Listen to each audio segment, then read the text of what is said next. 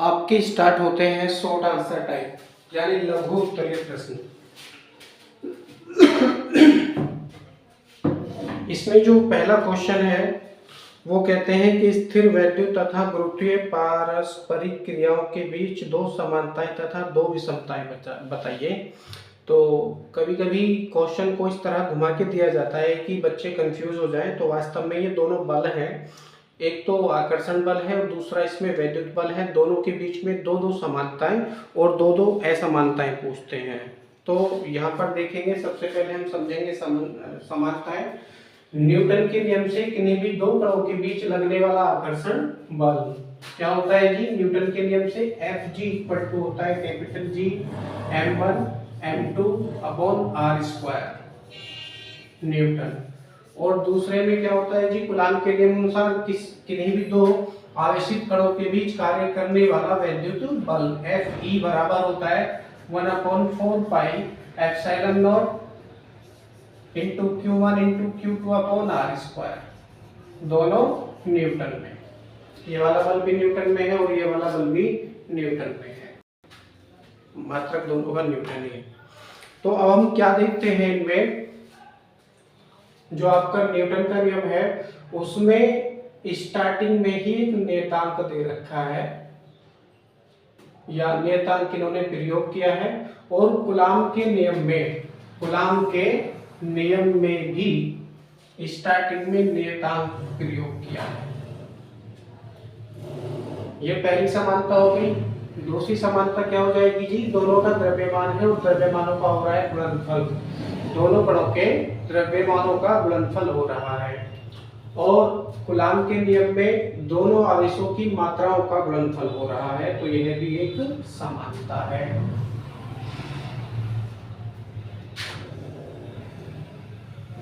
तीसरी समानता क्या बता सकते हैं आप?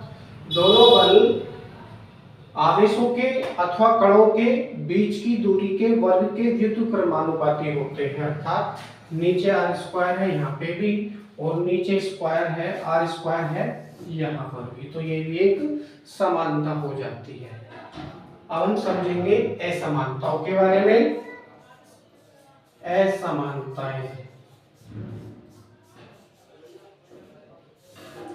असमानताएं तो पहली कौन सी हो जाएंगी? न्यूटन के नियम से समझ लेते हैं। न्यूटन के नियम के द्वारा लगने वाले आकर्षण, किन्हीं भी दो कणों के बीच लगने वाले आकर्षण बल के लिए आवेश कणों का आवेशित होना जरूरी नहीं है। ठीक है, ये तो किन्हीं भी दो कणों के बीच कार्य करने वाला आकर्षण बल होता है। पृथ्वी में पाए जाने वाले जितने भी कण हैं सबके बीच में ये बल लग रहा है। वहीं दूसरी ओर जब हम कूलाम के नियम में देखते हैं तो इसमें Q1 और Q2 स्टार्टिंग में दे रखे हैं इन्होंने। इसका अर्थ ये हुआ कि इस वैद्युत बल को लगने के लिए दोनों कणों का आवेशित होना जरूरी है। तो ये पहली असमानता हो जाती है। दूसरी असमानता आप समझ सकते हैं कि जो वैद्युत बल होते हैं, वैद्युत बल गुरुत्वाकर्षण बलों की तुलना में अधिक प्रबल होते हैं।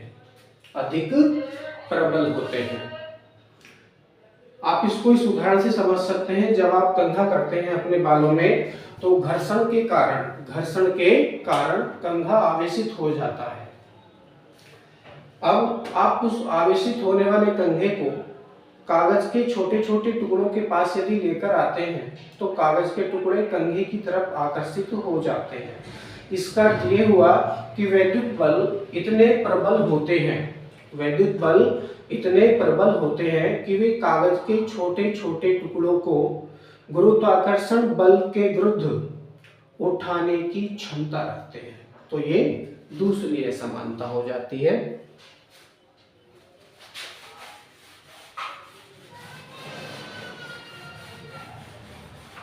नेक्स्ट है, वो कहते हैं धातु के दो आवेशित गोले प्रत्येक की त्रिज्या कैपिटल R है, एक दूसरे से d दूरी पर है। चित्र बना लेंगे। पहला गोला कहीं ये हो सकता है, दूसरा गोला कहीं ये हो सकता है। दोनों की त्रिज्या कैपिटल R मानी है उन्होंने।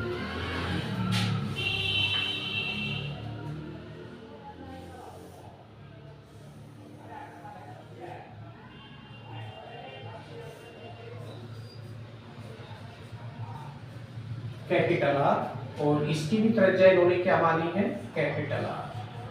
यानी दोनों गोले बिल्कुल समरूप हैं। पहले गोले को इन्होंने प्लस का आवेश दे रखा है, तो यह आवेश इसके पूरे पृष्ठ पर वितरित हो जाएगा, और दूसरे गोले को ऋणात्मक आवेश दे रखा है। ठीक इसी प्रकार से यह आवेश भी इस गोले के पृष्ठ पर फैल जाएगा। दोनों गोलों के केंद्रों के बीच की दूरी दी है उन्होंने कितनी, स्मॉल आर, नहीं डी दी है, स्मॉल डी। तो ये जो डिस्टेंस है कितनी है, डी है।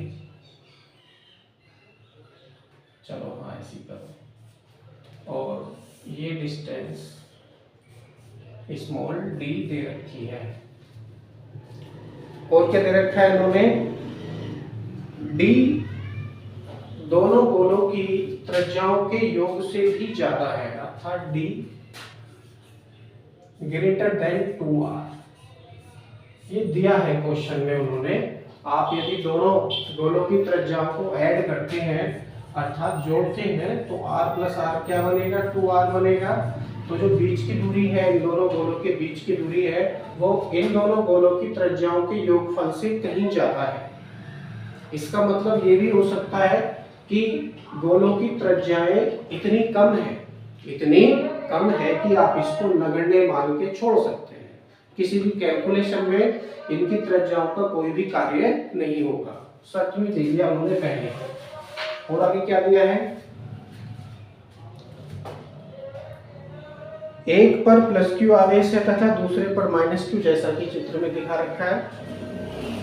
आगे कहते हैं इनके बीच बल 1/4 pi epsilon 0 minus Q square upon D square होगा, अथवा इससे अधिक होगा या इससे कम होगा। तो बल इन दोनों के मध्य जो बताया है उन्होंने 1/4 pi epsilon not minus Q square upon D square से कम होगा या अधिक होगा या इतना होगा, ये पूछते हैं।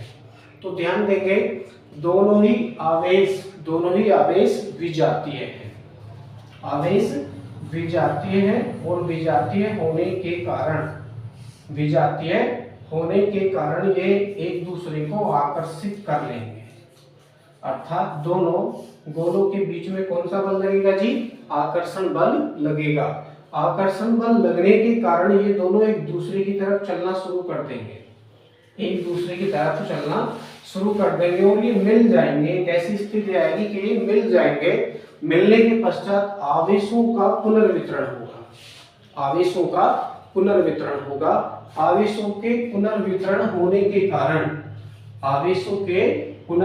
होने के कारण दोनों गोलों पर नया आवेश कौन सा होगा, Q1 = Q2 = Q1 + Q2 upon 2 हो जाएगा जी। दोनों पर ही Q आवेश है तो इसको हम Q ही लिखेंगे। तो क्या होगा, 2Q अपॉन 2, 2 से 2 आप डिवाइड करिए तो बचा Q1 = Q, अर्थात दोनों गोलों पर आवेश की मात्रा Q हो जाएगी। अब हम ज्ञात करेंगे नया बल। दोनों गोलों पर नया बल,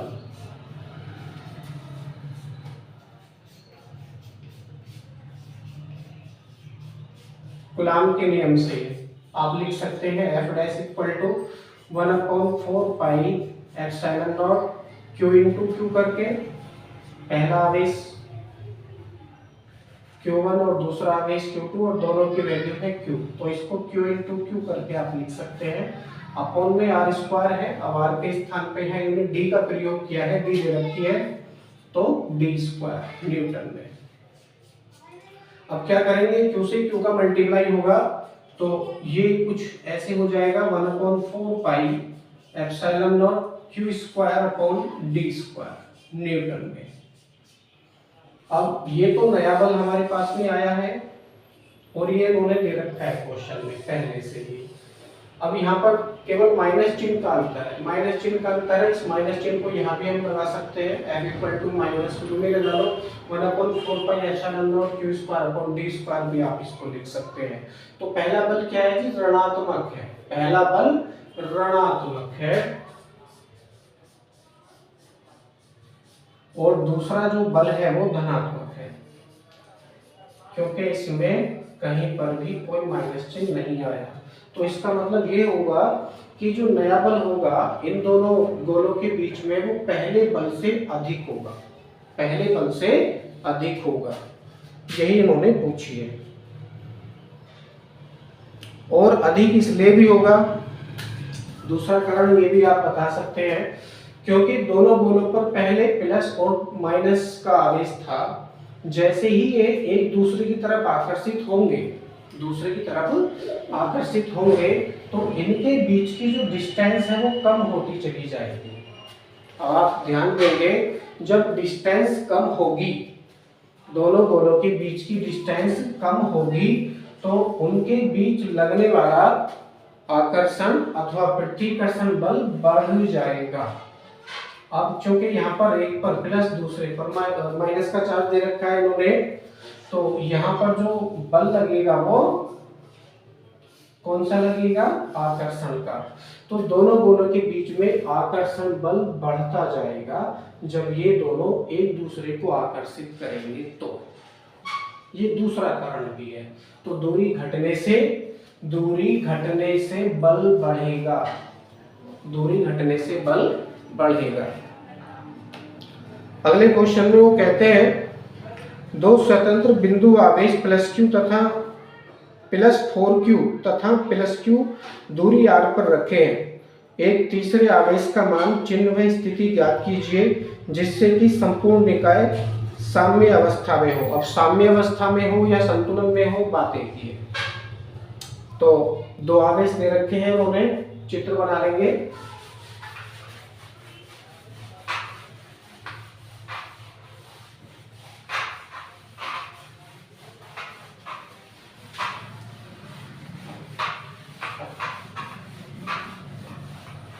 मानकर चलिए पहला आवेश कहीं यहां हो सकता है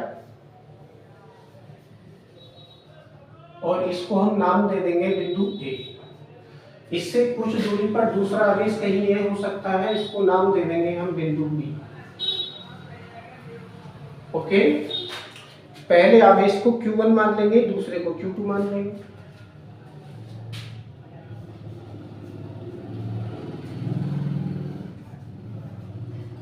Q1 बराबर Q2 बराबर, और वैल्यू दी है इन्होंने, पहले आवेश प्लस Q और दूसरा आवेश केवल Q, प्लस 4Q, और दूसरा आवेश कौन सा माना है जी इन्होंने, प्लस का Q।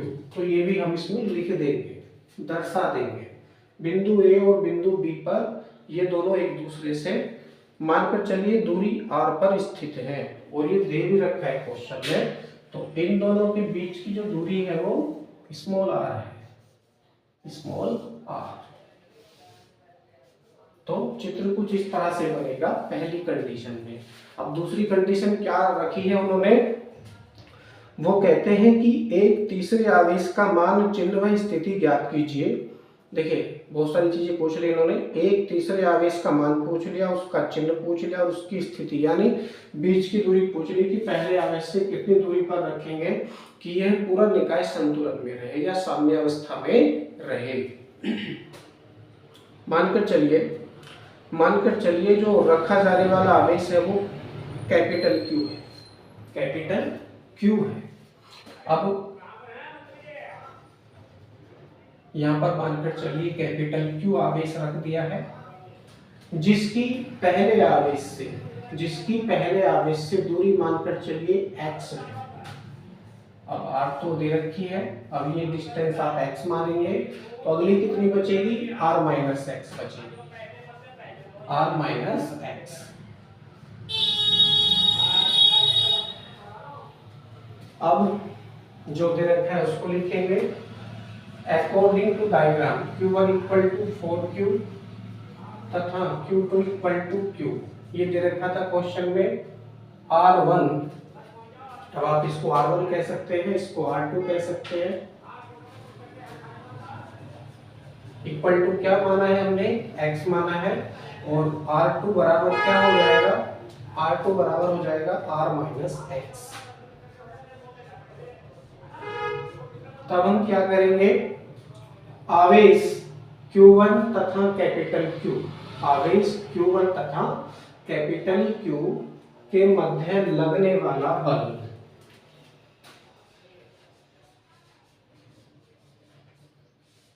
आवेश Q1 तथा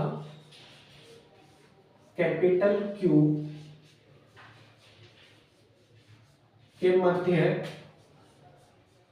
लगने वाला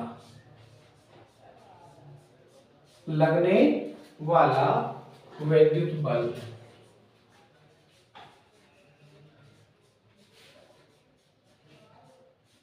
वैद्युत बल क्या है जी, मानकर चलिए F1 है तथा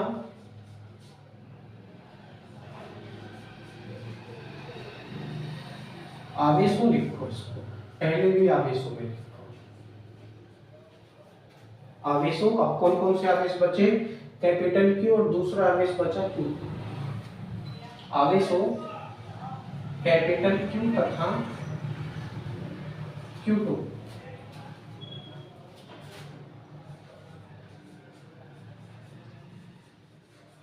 के मध्य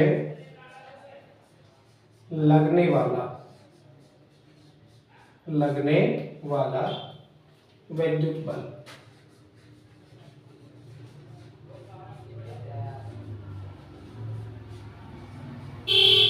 F2 है। तब डैश लगाएंगे और लिखेंगे संतुलन के लिए, क्योंकि क्वेश्चन में शर्त दी है उन्होंने पूरा निकाय संतुलन में रहे। तो संतुलन की क्या शर्त होगी, जब ये दोनों बल बिल्कुल बराबर होंगे तब ये निकाय संतुलन में होगा।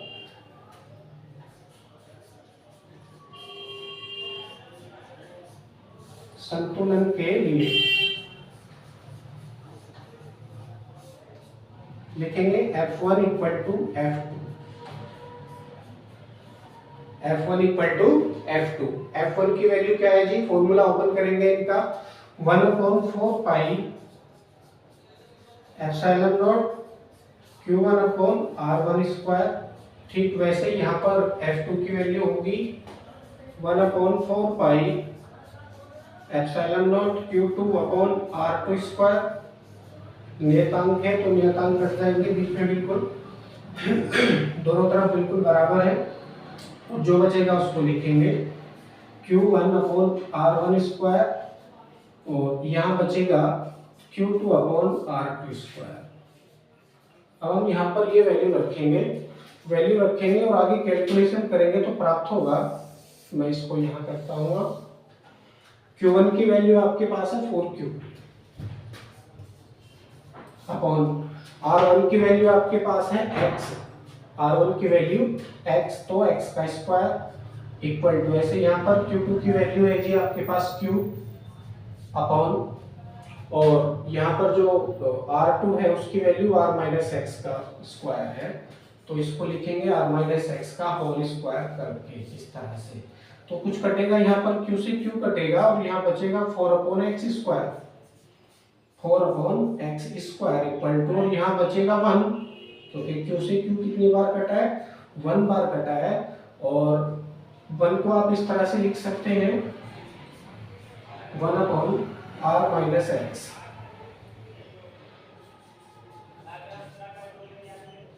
का होल स्क्वायर। अब आप दोनों को वर्ग में रखेंगे तो हो जाएगा यहाँ पर 2 दूनी 4, ये 2 का वर्ग है तो 2/x का होल स्क्वायर हो जाएगा। ठीक वैसे ही यहाँ पर 1/r माइनस एक्स का होल स्क्वायर हो जाएगा। स्क्वायर से स्क्वायर को आप डिवाइड कर सकते हैं और आगे जो बचा उसको लिखेंगे 2/x इक्वल टू, यहाँ बचेगा 1/r minus x. 1/r minus x, कुछ इस तरह से ये वैल्यू आपकी हो जाएगी। इन दोनों की क्रॉस मल्टीप्लाई करेंगे तो प्राप्त होगा 2r minus 2x equal to, यहाँ केवल x हो जाएगा, यहाँ केवल x हो जाएगा क्योंकि x का मल्टीप्लाई आप 1 से करेंगे तो ये x हो जाएगा। अब ये क्या है, माइनस का 2x है और ये केवल x है। इस माइनस के 2x को हम साइड में लेके जाएंगे, दूसरी तरफ तो प्लस का हो जाएगा, लिखेंगे या करके 2r equal to x plus 2x, x plus 2x, और ये हो जाएगा 2r इक्वल टू एक्स, और x कितना हो गया 3x। आपको यहाँ पर x की वैल्यू फाइंड करनी है, x की वैल्यू आपको फाइंड करनी है। तो क्या हो जाएगा, x इक्वल टू हो जाएगा 2r/3, 2r/3, x equal to 2r/3 आपने फाइंड कर लिया। यानी जो आवेश है कैपिटल Q, उसको पहले आवेश से 2r/3 डिस्टेंस पर रखेंगे तो निकाय संतुलन में रहेगा। अब हम क्या याद करेंगे, दूसरे आवेश की भी दूरी हम याद करेंगे दोनों से, यानी r minus x, r minus x लिखेंगे। अर्थ है, आप इसको यहां समझो।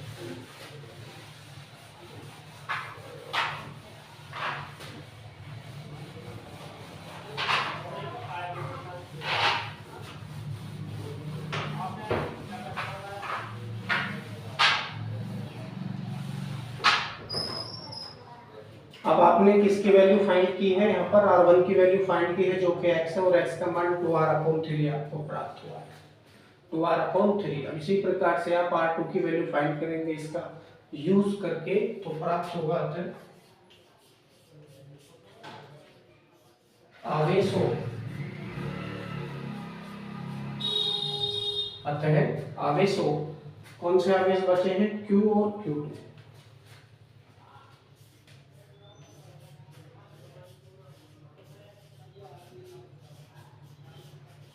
बीच की दूरी, बीच की दूरी। तो r2 वैल्यू निकालेंगे, r2 इक्वल टू क्या हो जाएगा, r minus x, r minus x, और x की वैल्यू आपने फाइंड कर ली है, कितनी है 2r/3 है, 2r/3। तो रखेंगे r2 equal to r minus 2r/3, कुछ इस तरह से ये वैल्यू आपको प्राप्त होगी। 3 से r का मल्टीप्लाई करेंगे, 3r, 3r minus 2r upon में 3, r2 इक्वल टू क्या होगा, 3r में से 2r जाएंगे तो बचेगा r/3। यानी जो r2 की वैल्यू है वो आपको r/3 प्राप्त हुई है, और r1 की वैल्यू जो है वो x है। आप इसको लिख सकते हैं r1 की वैल्यू x, और x की वैल्यू कितनी आई 2r/3। तो सीधा सीधा इसके स्थान पर आप 2r/3 का भी प्रयोग कर सकते हैं। दोनों डिस्टेंस है, दोनों वन हमारे पास में आ चुके हैं। और फिर से हम जो कि कैपिटल Q की वैल्यू फाइंड कर रहे हैं, फिर से कूलाम के नियम का प्रयोग करेंगे। अब हमने जो बल थे वो कौन कौन से माने थे, आवेश Q1 व कैपिटल Q के बीच लगने वाला बल हमने F1 माना था, आवेश Q तथा Q2 के बीच लगने वाला बल हमने F2 माना था। इसको लिख भी सकते हो, F1 यहाँ लग रहा है और F2 इन दोनों के बीच लग रहा है। तो संतुलन के लिए क्या होगा, दोनों ही बल फिर से बराबर होंगे। संतुलन के लिए F1 equal to F2, directly मैं कर देता हूँ इसको, F1 की value 1/4 pi epsilon not Q1 into Q2। अब Q1 है आपके पास में 4Q, डायरेक्टली रखो 4Q into capital Q upon x square, और एक्स स्क्वायर यानी R1 है और R1 की वैल्यू है 2r/3, कितनी 2r/3 का होल स्क्वायर यहाँ पर हो जाएगा इक्वल टू, ऐसे ही आप आगे देखिए F2 की वैल्यू रखेंगे तो 1/4 पाई एप्सिलॉन नॉट Q1 की वैल्यू, Q है कैपिटल, इनटू Q2 की वैल्यू आपके पास है प्लस का Q, अपॉन R स्क्वायर, और R की वैल्यू आपके पास है यहाँ पर r/3। तो हो जाएगा r/3 का होल स्क्वायर। कुछ कटेगा, जो कटेगा उसको काटेंगे, नेतांक से नेतांक कट गया जो कि बराबर में है। और क्या कट रहा है जी, यहाँ पर भी स्मॉल q है और यहाँ पर भी स्मॉल q है, तो उसको आप डिवाइड कर सकते हैं। स्मॉल q से स्मॉल q कटेगा, और ठीक उसी प्रकार से क्या कटेगा, कैपिटल Q से कैपिटल Q भी कट रहा है।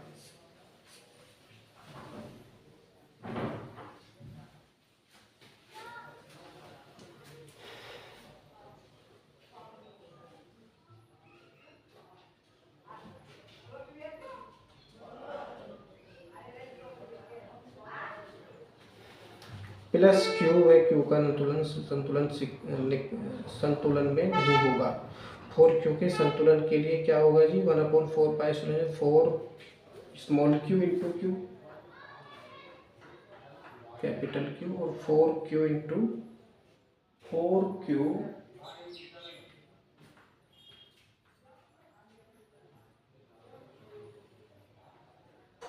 Into small Q, 4Q into small Q. अच्छा, तो F2 की वैल्यू संतुलन के लिए जो F2 की वैल्यू है वो ये नहीं होगी, जो यहाँ पर हमारे आवेश है, आवेश Q1 व Q2 है, तो इन दोनों के बीच लगने वाला जो बल है वो यहाँ पर हम लिखेंगे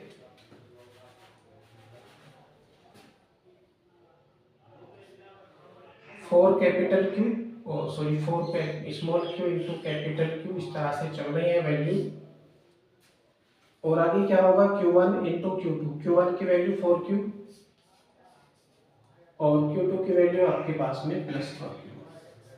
इन दोनों के बीच की दूरी है स्मॉल r, तो स्मॉल r का स्क्वायर। अब करेंगे इसको, अब कुछ कटेगा, 4 से कटेगा 4 और स्मॉल q से कटेगा स्मॉल q, जो बचा उसको लिखेंगे। तो कैपिटल Q अपॉन 2r/3 का स्क्वायर है, तो इसका स्क्वायर ओपन करेंगे तो 2 दूनी 4, r स्क्वायर नीचे रहेगा और बटे का जो 3 है उसका स्क्वायर करेंगे, 3 तिया 9, तो 9 पहुंचेगा गुणा में ऊपर, इक्वल टू। ऐसे यहाँ पर क्या करेंगे, स्मॉल q यहाँ पर बचा हुआ है बटे, और यहाँ पर बचा केवल r स्क्वायर। अब हम क्या करेंगे, r स्क्वायर से इस r स्क्वायर को भी डिवाइड कर देंगे क्योंकि बिल्कुल बराबर में है, और आपके पास बचेगा 9Q upon 4 equal to small q 4 small q। ये वैल्यू कुछ आपके पास बचेगी, सॉरी 9Q अपॉन 4 तो लिख लिया हमने, इक्वल टू केवल Q यहाँ पर बचेगा और इसके अपॉन में 1 है, क्रॉस मल्टीप्लाई हम अब करेंगे। 9Q अपॉन 4 का मल्टीप्लाई आगे करेंगे, क्रॉस मल्टीप्लाई तो हो जाएगा 9Q equal to 4Q, 9Q equal to 4Q। हम ध्यान देंगे, हमको कैपिटल Q की वैल्यू फाइंड करनी है, तो कैपिटल Q इक्वल टू हो जाएगा 4Q अपॉन 9, क्योंकि जो 9 है यहाँ मल्टीप्लाई में है और इस तरफ आएगा तो ये अपॉन में चला जाएगा। लेकिन संतुलन की स्थिति ज्ञात करने के लिए यह Q का मान ऋणात्मक होना चाहिए। लिखेंगे संतुलन के लिए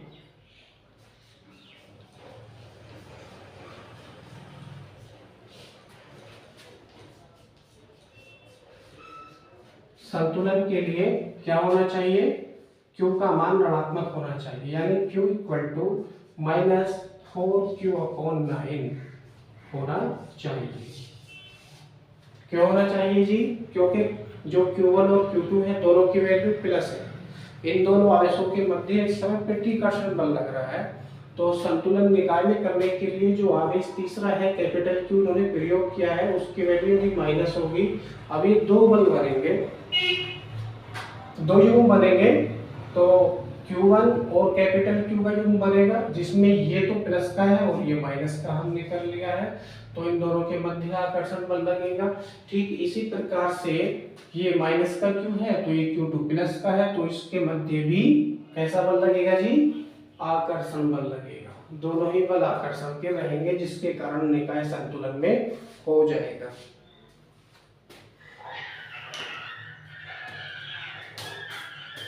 बाकी कल